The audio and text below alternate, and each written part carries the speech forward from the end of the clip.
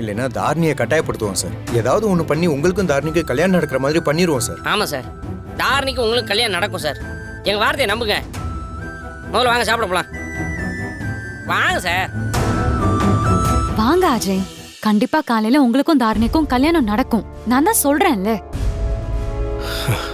அதுக்கெல்லாம் வாய்ப்பே இல்லை. என் அம்மாவோட பிடிவாதம் எனக்கு தான் தெரியும். அதே நேரம் அந்த பக்கம் தாரணியும் அப்படிதான். இவங்க 2 பேருக்கு நடுவில் நான் தான் மாட்டிக்கிட்டு முடிக்கிறேன்.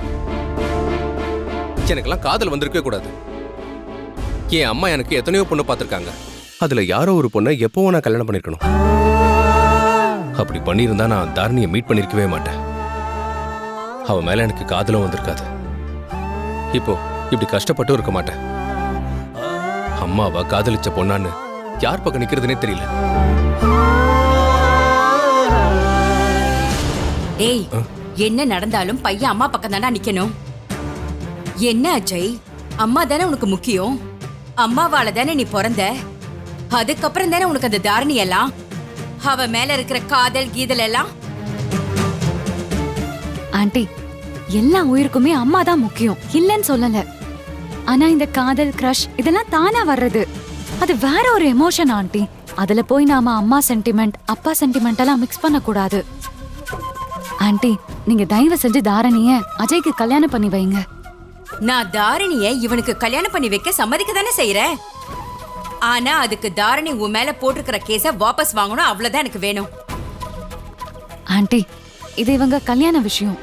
இதுல எதுக்கு என்ன பத்தி யோசிக்கிறீங்க? இதெல்லாம் தப்பில்லையா ஆண்டி? ஒரு தப்பு இல்ல ஹாசினி. இங்க பாரு, நீ ரொம்ப நல்ல பொண்ணு ஹாசினி. அது மட்டும் இல்லாம நீ என் சொந்தக்கார பொண்ணு, என் தம்பி மக. உனக்கு இப்போ உன் அம்மா இருந்தாலும் பரவாயில்ல, அண்ணியும் போய் சேர்ந்துட்டாங்க. நீயும் இப்ப ஜெயிலுக்கு போயிட்டா. அந்த பக்கம் உன்னோட அப்பா நிலைமைய கொஞ்சம் யோசிச்சு பாத்தியா? உங்களுக்குன்னு நெருங்கின சொந்தம் நான் தான் இருக்கேன். என் கண்ணு முன்னாடி உன்னை ஜெயிலுக்கு அனுப்ப துடிக்கிறவள நான் என் மருமகளா ஏத்துக்கணுமா ஹாசினி? அப்படியும் ஏத்துக்கிட்டா நான் ஒரு மனுஷியா ஹாசினி? அது எனக்கு எவ்வளவு குற்ற உணர்ச்சியா இருக்கும். இதெல்லாம் அஜய்க்கு புரியவே மாட்டேங்குது. அம்மா, எனக்கு நிலைமை என்னன்னு புரியுது. தாரணியால தான் ஹாசினி ஜெயிலுக்கு போறான்னா தாரணியை நான் ஒய்ஃபா ஏத்துக்கிறது கஷ்டமான விஷயம் தான்.